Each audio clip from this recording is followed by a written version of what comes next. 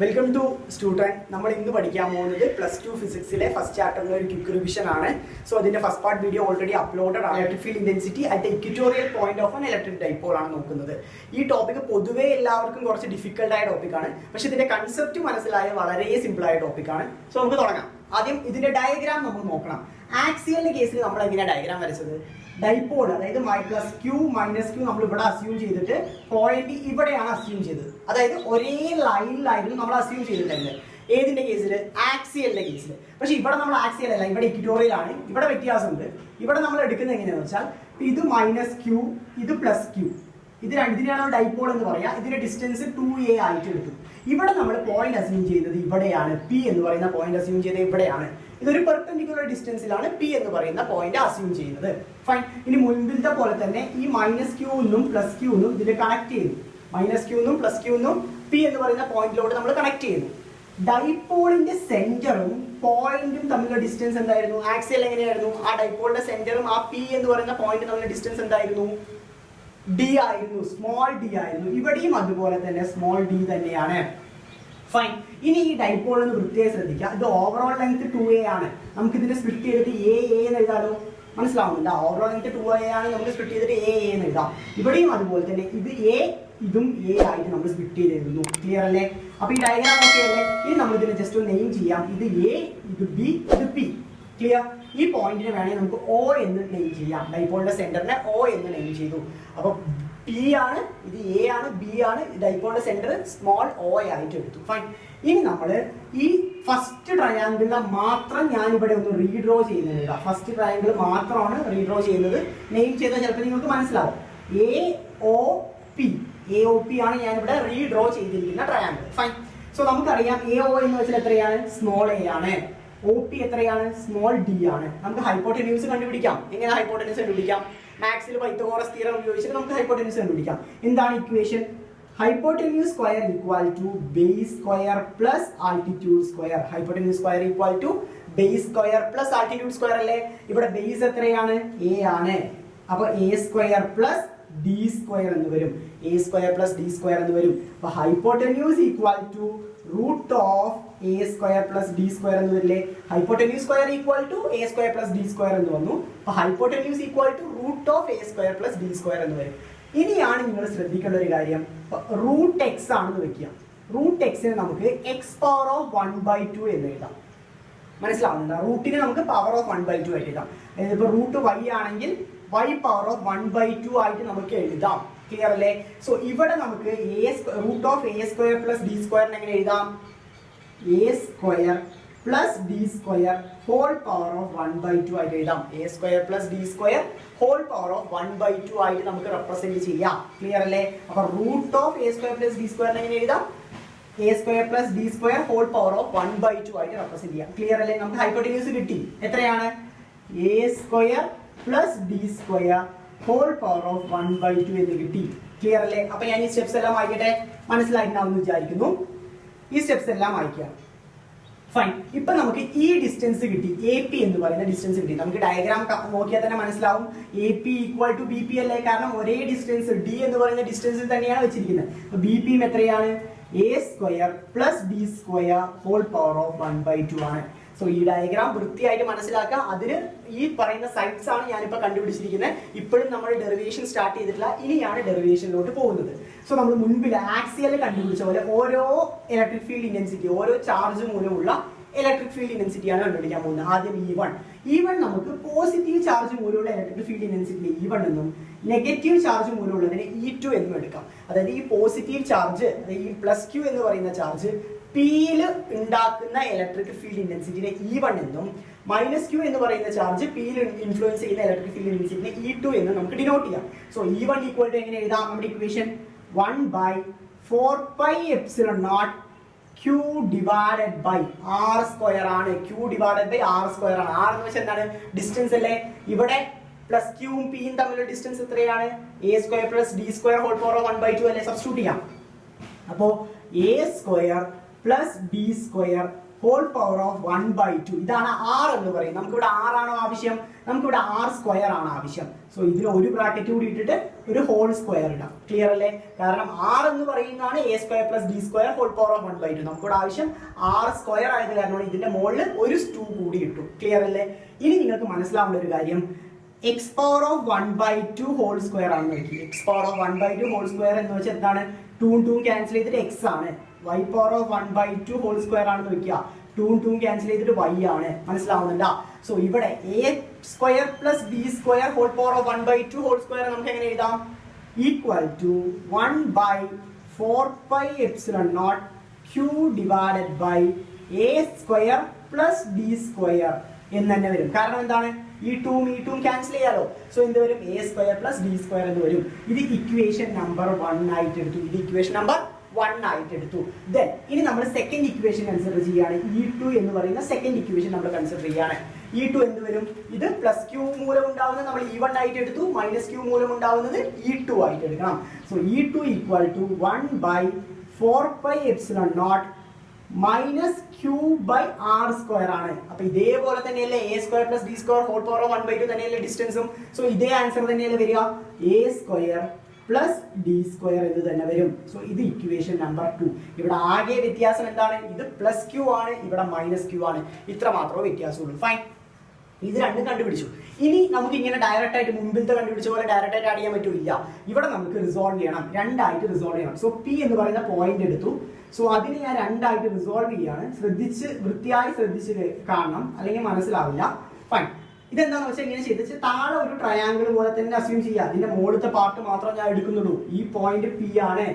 മനസ്സിലാവുന്നുണ്ടോ?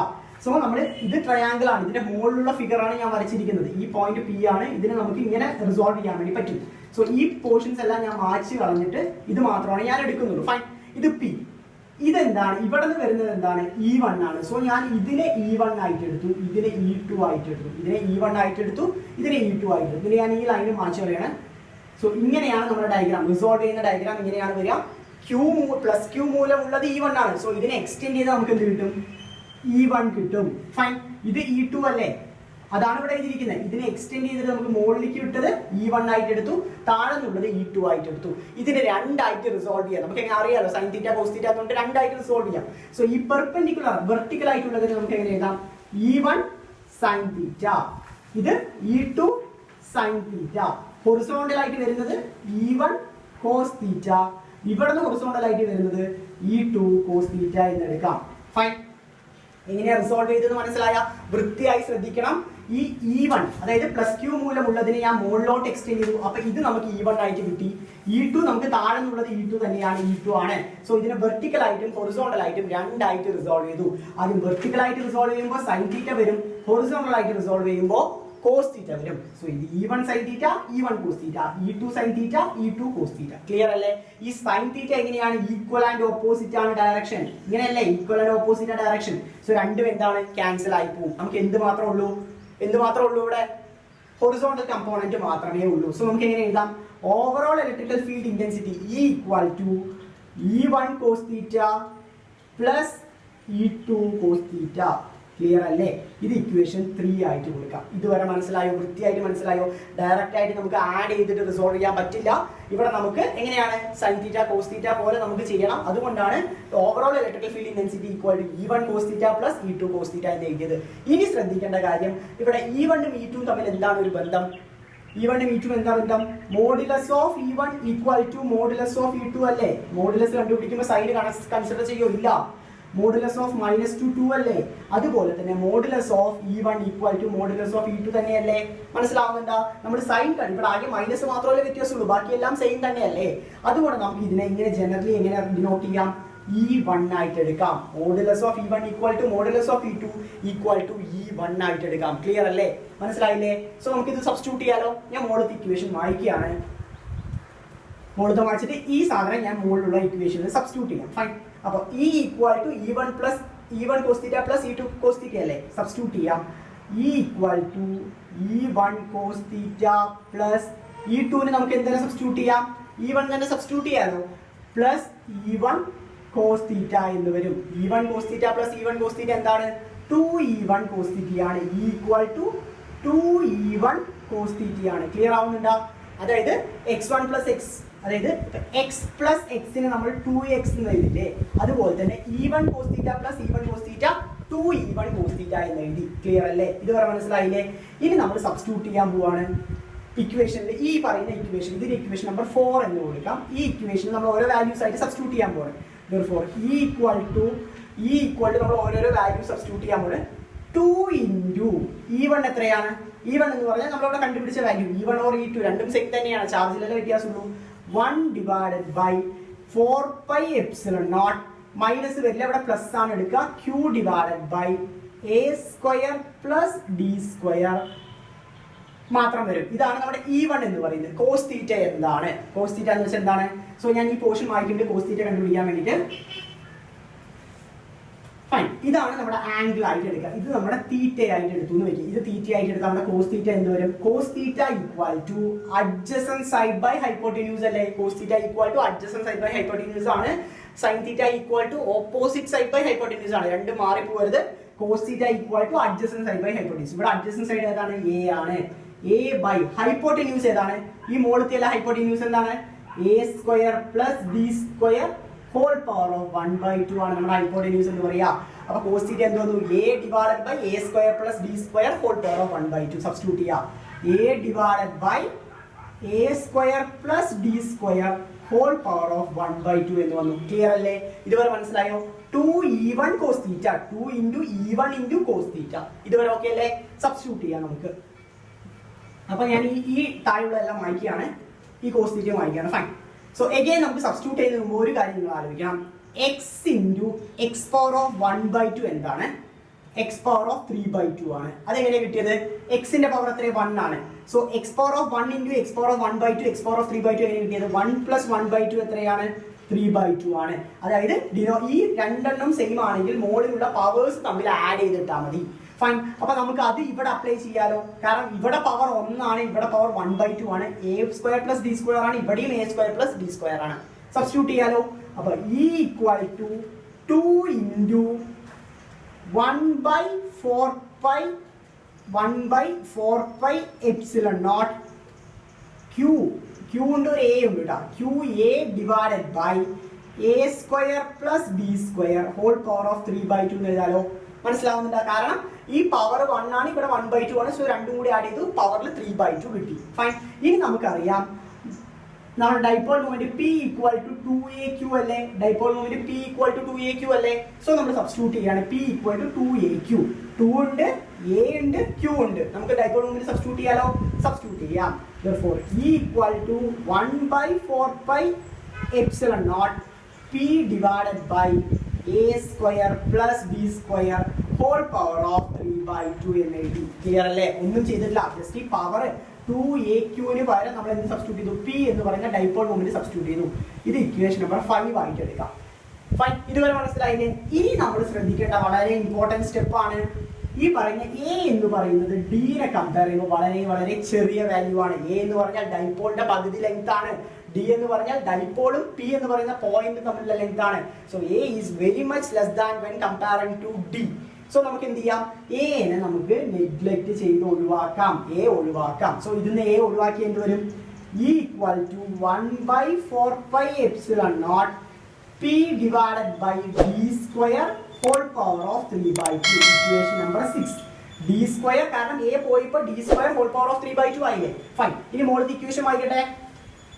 മോളത്തെ വായിക്കാൻ ഇനി നമ്മൾ ഫൈനൽ ഇക്വേഷനിലോട്ട് വരികയാണ്. therefore E equal to 1/4 epsilon naught P divided by D square whole power of 3/2 അല്ലേ? 2 ഉം 2 ക്യാൻസൽ ചെയ്യാലോ. അപ്പൊ എന്ത് വരും? D cube എന്ന് വരും. ക്ലിയർ അല്ലേ? ഇതാണ് നമ്മുടെ final equation. Electric field intensity due to an equatorial line എന്ന് പറയുന്ന ഇക്വേഷൻ. സോ ഇതിന് ഞാൻ 7 എന്നിട്ടുണ്ട്. ഒന്നും ചെയ്തിട്ടില്ല. ഇവിടെ പവേഴ്സ് ക്യാൻസൽ ചെയ്യാമെന്ന് ഞാൻ പറഞ്ഞിട്ടുണ്ട്. X square into x power 1/2 ആകുമ്പോൾ 2 ക്യാൻസൽ ചെയ്യാലോ. സെയിം വേ ഡി സ്ക്വയറും ഹോൾ പവർ ഓഫ് 3/2 ആണ്. ഈ 2 ക്യാൻസൽ ആയി ബാക്കി എന്താണുള്ളത്?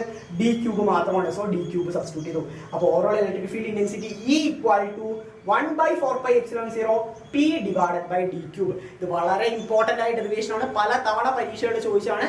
അതുപോലെ തന്നെ ഇത് ബേസ് ചെയ്ത പ്രോബ്ലംസും ചോദിക്കാം. സോ ഈ ഡയഗ്രാം വളരെ ഇമ്പോർട്ടന്റ് ആണ്, അണ്ടർസ്റ്റാൻഡ് ചെയ്തിട്ട് പഠിക്കുക. സപ്പോസ് എന്തെങ്കിലും ഡൗട്ടോ ക്ലാരിഫിക്കേഷനോ ഉണ്ടെങ്കിൽ ഗ്രൂപ്പിൽ ചോദിക്കാം. ഗ്രൂപ്പിന്റെ ലിങ്ക് താഴെ ഡിസ്ക്രിപ്ഷനിൽ ഇട്ടിട്ടുണ്ട്. അതർവൈസ് നിങ്ങൾക്ക് കമന്റ് ചെയ്താലും ഞങ്ങൾ ആൻസർ ചെയ്യുന്നതായിരിക്കും.